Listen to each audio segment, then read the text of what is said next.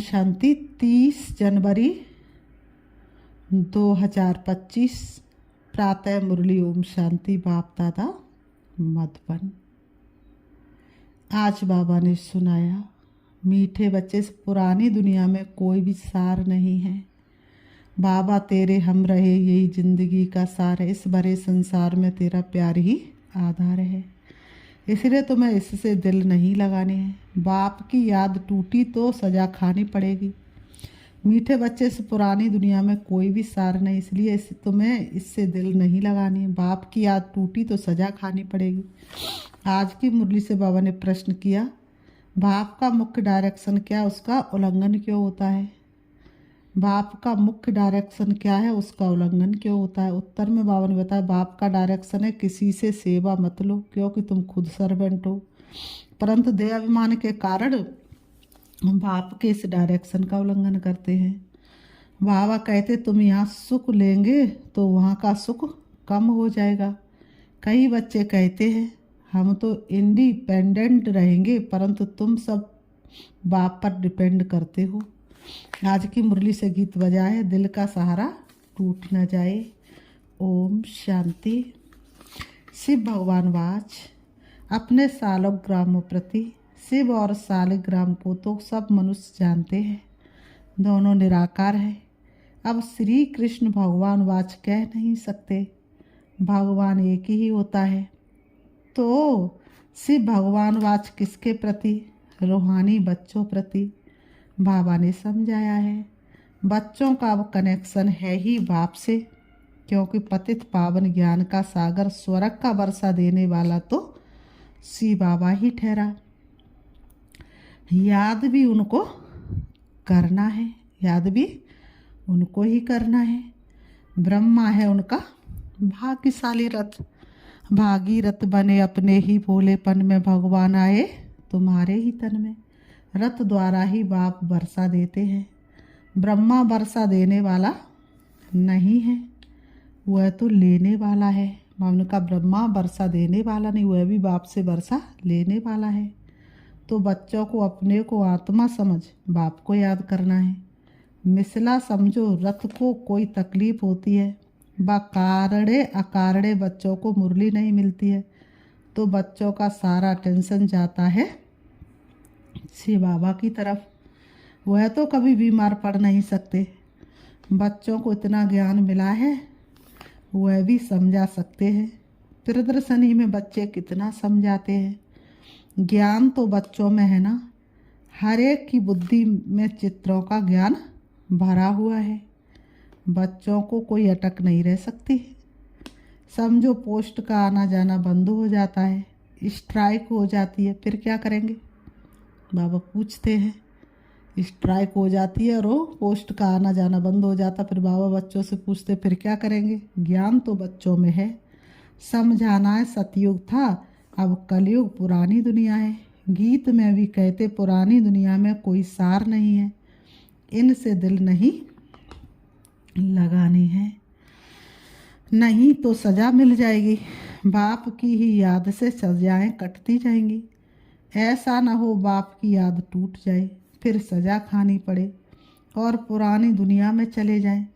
ऐसे तो ढेर गए हैं जिनको बाप याद भी नहीं है, पुरानी दुनिया से दिल लग गई।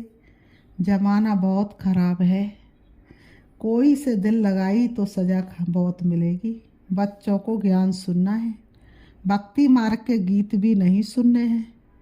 बाबा कहते, भक्ति मार्ग के गीत भी नहीं सुनने। अभी तुम हो संगम पर, ज्ञान सागर बाप द्वारा तुमको संगम पर ही ज्ञान मिलता है। दुनिया में यह किसको पता नहीं है कि ज्ञान सागर एक ही है। वह जब ज्ञान देते हैं तब मनुष्यों की सदगति होती है। सदगति दाता एक ही है, फिर उनकी मत पर चलना है। माया छोड़ती कोई को भी नहीं है। देवाभिमान के बाद ही कोई ना कोई भूल होती है। कोई सहमी काम बस हो जाते, कोई क्रोध बस। मनसा में तूफान बहुत आते हैं, प्यार करे ये करे, कोई के शरीर से दिल नहीं लगानी है। बाप कहते हैं, अपने को आत्मा समझो, तो शरीर का भान ना रहे। पहला पाठ ही पक्का करो, नहीं तो बाप की आज्ञा का उल्लंघन हो जाता है। देह अहंकार से नुकसान बहुत होता है, इसलिए देह सहित सब कुछ भूल जाना है। सिर्फ बाप को और घर को याद करना है। आत्माओं को बाप समझाते हैं। शरीर से काम करते मुझे याद करो। श्री बाबा आत्माओं को समझाते हैं तो विक्रम भस्म हो जाएंगे। बाबा कहते रास्ता तो बहुत सहज है ना, कि कठिन है। रास्ता तो बहुत सहज है ना, ये भी समझते हैं। बाबा कहते हैं रास्ता तो बहुत सहज है, ये भी समझते हैं। तुमसे भूलें होती रहती हैं। माया तुमसे क्या कराती है? भूलें कराती है। परंतु ऐसा ना हो, भूलों में फंसते ही जाओ, फंसते ही जाओ। बाबा कहते हैं एक बारी भूल हुई फिर वह भूल नहीं करनी चाहिए। कैसे भी भूल चूक से भी एक बार गलती हो गई, भूल हो गई, तो बाबा ने कहा बार बार भूल नहीं करनी चाहिए। माफ़ी मांगते रहो और भूल करते रहो तो फिर बाबा माफ़ नहीं कर पाएगा। बाबा ने कहा फिर नहीं करनी चाहिए। क्या करना चाहिए? अपना कान पकड़ना चाहिए। अपने आप को सजा देनी चाहिए, फिर ये भूल नहीं होगी। पुरुषार्थ करना चाहिए। अगर घड़ी घड़ी भूल होती है तो समझना चाहिए हमारा बहुत नुकसान होगा, बहुत बड़ा नुकसान होगा। भूल करते करते तो दुर्गति को पाया है। बाबा ने कहा भूल करते करते तो दुर्गति को पाया है ना। कितनी बड़ी सीढ़ी उतरकर क्या बने हैं। आगे तो ये ज्ञान नहीं था, अभी नंबरवार पुरुषार्थ अनुसार ज्ञान में सब प्रवीण हो गए हैं। जितना हो सके अंतर्मुखी भी रहना है, मुख से कुछ कहना नहीं है। जो ज्ञान में प्रवीण बच्चे हुए कभी पुरानी दुनिया से दिल नहीं लगाएंगे। बाबा ने कहा हीरों की दुनिया को ही याद करते रहेंगे। उनकी बुद्धि में रहेगा हम तो रावण राज्य का विनाश करना चाहते हैं। यह शरीर भी पुराना रावण संप्रदाय का है, तो हम रावण संप्रदाय को क्यों याद करें? एक राम को याद करें। सच्चे पिता वृता बने हैं ना। बाबा ने कहा तुम क्या बने हैं? सच्चे पिता वृता बने हैं ना। बाप कहते मुझे याद करते रहो तो तुम्हारे विक्रम विनाश हो जाएंगे। पिता वृता अथवा भगवान वृता बनना चाहिए। भक्त भगवान को ही याद करते हैं कि हे भगवान आकर हमें सुख शांति का वर्षा दो। भक्ति मार्ग में तो कुर्बान जाते हैं, बलि चढ़ते हैं। यहाँ बलि चढ़ने की बात तो है नहीं। हम तो जीते जी मरते हैं। गोया बलि चढ़ते ये है जीते जी बाप का बनना, क्योंकि उनसे वर्षा लेना है, उनकी मत पर चलना है। जीते जी बलि चढ़ना, बारी जाना वास्तव में अभी की बात है। भक्ति मार्ग में वह फिर कितना जीव घात आदि करते हैं। यहाँ जीव घात की बात नहीं। बाप कहते अपने को आत्मा समझो, बाप से योग लगाओ, देह अभिमान में नहीं आओ। उठते बैठते बाप को याद करने का पुरुषार्थ करो। बाबा ने कहा उठते बैठते बाप को याद करने का पुरुषार्थ करना है। 100% पास तो कोई हुआ नहीं है ना। नीचे ऊपर होते रहते हैं। भूलें होती हैं, उस पर सावधानी नहीं मिलेगी तो भूलें छोड़ेंगे कैसे। इसलिए घड़ी घड़ी बाबा सावधान करते हैं। माया किसको भी छोड़ती नहीं है। कहते बाबा हम माया से हार जाते हैं। पुरुषार्थ करते भी हैं फिर भी पता नहीं क्या होता है। हमसे इतनी कड़ी भूलें पता नहीं कैसे हो जाती हैं। समझते भी हैं ब्राह्मण कुल में इससे हमारा नाम बदनाम होता है, फिर भी माया का ऐसा वार होता है जो समझ में नहीं आता है। माया का ऐसा वार होता है जो समझ में नहीं आता। माया बुद्धि का योग पूरी तरह से बाप से तुड़ा करके अपना बना लेती है। बाबा ने कहा माया का ऐसा वार होता है जो पता भी नहीं पड़ता है। बाबा ने कहा देह अभिमान में आने से जैसे बेसमझ हो बन जाते हैं। बेसमझी के काम होते हैं तो गिलानी भी होती है। वर्षा भी कम हो जाता है। ऐसे बहुत भूलें करते माया ऐसा जोर से थप्पड़ लगा देती है जो खुद से तो हार खाते हैं और फिर गुस्से में आकर किसको थप्पड़ व जूता आदि मारने लग पड़ते हैं, फिर पश्चाताप भी करते हैं। माया का जब ग्रहण उतर जाता है तो पश्चाताप भी करते हैं। बाबा कहते हैं कि अब तो बहुत मेहनत करनी पड़े, गलती की ना, बाप का नाम बदनाम किया, गिर गए, सीढ़ी उतर गए, तो अब तो बहुत मेहनत करनी पड़े। अपना भी नुकसान किया तो दूसरों का भी नुकसान किया, कितना घाटा हो गया। राहु का ग्रहण बैठ गया। अब बाप कहते दे दान तो छूटे ग्रहण। राहु का ग्रहण बैठता है तो फिर वह टाइम लेता है, सीढ़ी चढ़कर फिर उतरना मुश्किल होता है। मनुष्य को शराब की आदत पड़ती है तो फिर वह छोड़ने में कितनी मुश्किल हाथ होती है। सबसे बड़ी भूल है काला मुँह करना। घड़ी घड़ी शरीर याद आता है, फिर बच्चे याद होते हैं तो उनकी ही याद बनी रहती है। वह फिर दूसरों को ज्ञान क्या देंगे, उनका कोई सुनेंगे भी नहीं। हम तो अभी सबको भूलने की कोशिश कर एक बाप को याद करते हैं। इसमें संभाल बहुत करनी पड़ती है। माया बड़ी तीखी है, सारा दिन शिव बाबा को याद करने का ही ख्याल रहना चाहिए। अब नाटक पूरा होता है, हमको जाना है। बाबा ने कहा ये शरीर भी खत्म हो जाना है। जितना बाप को याद करेंगे तो देह अभिमान टूटता जाएगा और कोई की भी याद नहीं होगी। कितनी बड़ी मंजिल है, सिवाय एक बाप के और कोई के साथ दिल नहीं लगानी है, नहीं तो ज़रूर वह सामने आएंगे, बैर ज़रूर लेंगे। बहुत ऊंची मंजिल है, कहना तो बड़ा सहज है, मंजिल बहुत ऊंची है। लाखों में कोई एक दाना निकलता है। कोई स्कॉलरशिप भी लेते हैं ना, जो अच्छी मेहनत करेंगे ज़रूर स्कॉलरशिप लेंगे। साक्षी हो, देखना है कैसे सर्विस करता हूँ। बहुत बच्चे चाहते हैं जिस्मानी सर्विस छोड़ इसमें लग जा, में बहुत बच्चे चाहते हैं, परंतु बाबा सरकम टास भी देखते हैं। अकेला है, कोई संबंधी नहीं है तो हर्जा नहीं, फिर भी कहते नौकरी भी करो और ये सेवा भी करो। बाबा देखते हैं सबकी नबज। नौकरी में भी बहुतों के साथ मुलाकात होगी। तुम बच्चों को ज्ञान तो बहुत मिला हुआ है, बच्चों द्वारा भी बाप बहुत सर्विस कराते रहते हैं। कोई में प्रवेश कर सर्विस करते, सर्विस तो करनी ही है। जिनके माथे मामला वो कैसे नींद करे, जिनके माथे मामला अर्थात जिनके सिर पर सतयुग की संपूर्ण स्थापना का मामला हो तो वो कैसे नींद कर सकते हैं। शिव बाबा तो है ही जागती ज्योति। बाप कहते मैं तो दिन रात सर्विस करता हूँ, थकता शरीर है, फिर आत्मा भी क्या करे। शरीर काम नहीं देता, शरीर थक जाता तो आत्मा भी क्या कर सकती है। शरीर काम नहीं देता है तो फिर रेस्ट करते हैं।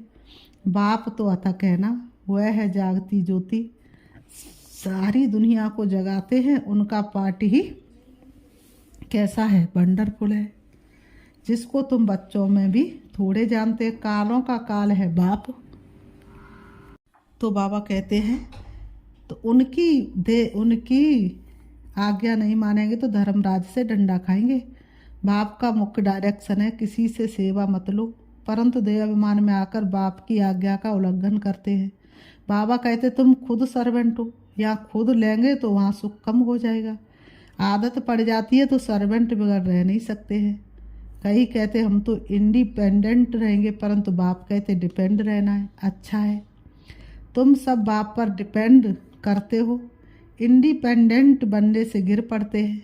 तुम सब डिपेंड करते हो शिव बाबा पर, सारी दुनिया डिपेंड करती है, तब तो कहते पतित पावन आओ। इसलिए क्या गाते, कौन सा गीत गाते हैं, भिखारी सारी दुनिया दाता एक राम, दुखियारी सारी दुनिया दाता एक राम। तो सारी दुनिया एक बाप पर ही डिपेंड करती है।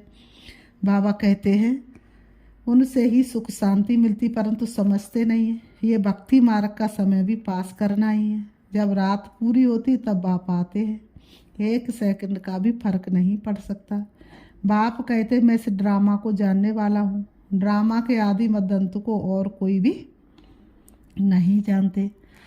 सतयुग से लेकर ये ज्ञान प्रायः लोप है। अभी तुम रचयिता रचना के आदि मध्य अंत को जानते हो, इसको ही ज्ञान कहा जाता है। बाकी सब है भक्ति, बाप को नॉलेजफुल कहते हैं।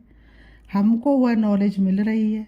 बच्चों को नशा भी अच्छा होना चाहिए, परंतु ये भी समझते हैं कि राजधानी स्थापन होती है।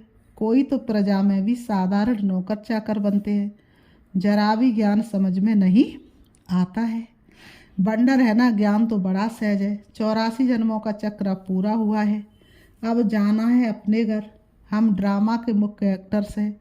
सारे ड्रामा को जान गए हैं। सारे ड्रामा में हीरो हीरोइन एक्टर हमें। कितना सहज है, परंतु तकदीर में नहीं है तो तदबीर भी क्या करे। पढ़ाई में ऐसा होता है, कोई नापास हो जाते, कितना बड़ा स्कूल है, कोई फेल भी हो जाते हैं। राजधानी स्थापन होनी है। अब जितना जो पढ़ेंगे बच्चे जान सकते, हम क्या पढ़ पाएंगे। ढेर के ढेर है, सब बारिश तो नहीं बनेंगे। पवित्र बनना बड़ा मुश्किल है। बाप कितना सहज समझाते हैं। अब नाटक पूरा होता है। बाप की याद से सतो प्रधान बन, सतो प्रधान दुनिया का मालिक बनना है। जितना हो सके याद में रहना है, परंतु तकदीर में नहीं है तो फिर बाप के बदले और को याद करते हैं। दिल लगाने से फिर रोना भी बहुत पड़ता है। बाप कहते इस पुरानी दुनिया से दिल नहीं लगानी है, ये तो ख़त्म होनी है। ये और कोई को पता नहीं है। वह तो समझते कलयुग अभी बहुत समय चलना है। घोर नींद में सोए पड़े हैं। तुम्हारी ये प्रदर्शनी प्रजा बनाने के लिए व्यंग मार्ग की सर्विस का साधन है। राजा रानी भी कोई निकल पड़ेगा। बहुत हैं जो सर्विस का अच्छा शौक रखते हैं। फिर कोई गरीब कोई साहूकार है, औरों को आप समान बनाते हैं, उनका भी फायदा तो मिलता है ना। अंधों की लाठी बनना है। सिर्फ ये बतलाना है कि बाप और बरसे को याद करो। सिर्फ यही बतलाना है, इतना ही सबको घर घर में संदेश सुनाना है। विनाश सामने खड़ा है। जब विनाश का समय नज़दीक देखेंगे तब क्या करेंगे। जब विनाश का समय नज़दीक देखेंगे तब तुम्हारी बातों को सुनेंगे, तब एक रस समझ में आएगा। बाबा ने कहा तुम्हारी सर्विस भी वृद्धि को पाती जाएगी। समझेंगे बरोबर ठीक है, तुम रड़ियाँ तो मारते रहते हो कि विनाश होना है। तुम्हारी प्रदर्शनी मेला सर्विस वृद्धि को पाती रहेगी। कोशिश करनी है कोई अच्छा हाल मिल जाए। किराया देने के लिए तो हम तैयार हैं। बोलो तुम्हारा और ही नाम वाला होगा। ऐसे बहुतों के पास हॉल पड़े होते हैं। पुरुषार्थ करने से 3 पैर पृथ्वी के मिल जाएंगे। जब तक तुम छोटी छोटी प्रदर्शनी रखो, शिव जयंती भी तुम मनाएंगे तो आवाज़ होगा। तुम लिखते भी हो शिव जयंती की छुट्टी का दिन मुकर्रर करो। वास्तव में जन्मदिन तो एक का ही मनाना चाहिए, वही पतित पावन है। स्टैंप भी वास्तव में असली ये त्रिमूर्ति की है। सत्यमेव जयते, ये है विजय पाने का समय। समझाने वाला भी अच्छा चाहिए। सभी सेंटर्स के जो मुख्य उन्हों को अटेंशन देना पड़े, अपनी स्टैंप निकाल सकते हैं। यह है त्रिमूर्ति शिव जयंती। सिर्फ शिव जयंती कहने से समझ नहीं सकेंगे। अब वो काम तो बच्चों को ही करना है। बहुतों का कल्याण होगा तो कितनी लिफ्ट मिलेगी।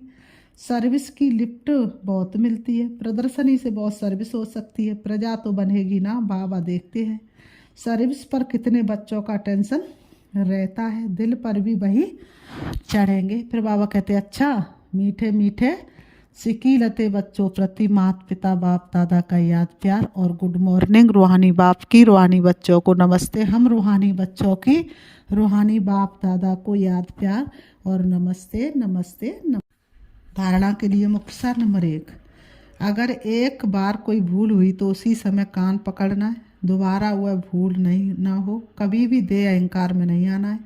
ज्ञान में प्रवीण बन अंतर्मुखी रहना है। नंबर 2, सच्चा पिता व्रता बनना है। जीते जी बलि चढ़ना, किसी से भी दिल नहीं लगानी है। बेसमझी का कोई भी काम नहीं करना है। आज की मुरली से बाबा ने वरदान दिया, जुदाई को सदा काल के लिए विदाई देने वाले स्नेही स्वरूप भव। जुदाई को सदा काल के लिए विदाई देने वाले स्नेही स्वरूप भव। स्पष्टीकरण, जो स्नेही को पसंद है वही स्नेह करने वाले को पसंद हो। यही स्नेह का स्वरूप है। चलना खाना पीना रहना स्नेही के दिल पसंद हो। इसलिए जो भी संकल्प व कर्म करो तो पहले सोचो कि यह स्नेही बाप के दिल पसंद है। ऐसे सच्चे स्नेही बनो जो निरंतर योगी सहज योगी बन जाएंगे। यदि स्नेही स्वरूप को समान स्वरूप में परिवर्तन कर दो तो अमर भव का वरदान मिल जाएगा और जुदाई को सदा काल के लिए विदाई मिल जाएगी। आज की मुरली से स्लोगन है, स्वभाव विजी और पुरुषार्थ अटेंशन वाला बनाओ। स्वभाव विजी और पुरुषार्थ अटेंशन वाला बनाओ। आज का पुरुषार्थ है, अपनी शक्तिशाली मनसा द्वारा सकाश देने की सेवा करो। जैसे बीज में सारा वृक्ष समाया रहता है, ऐसे संकल्प रूपी बीज में सारे वृक्ष का विस्तार समा जाए, तब संकल्पों की हलचल समाप्त होगी। जैसे आजकल दुनिया में राजनीति की हलचल, वस्तुओं के मूल्य की हलचल, करेंसी की हलचल, कर्म भोग की हलचल, धर्म की हलचल बढ़ती जा रही है, उस हलचल से स्वयं को सर्व को बचाने के लिए मन बुद्धि को एकाग्र करने का अभ्यास करते सकाश देने की सेवा करते रहो। अच्छा, ओम शांति।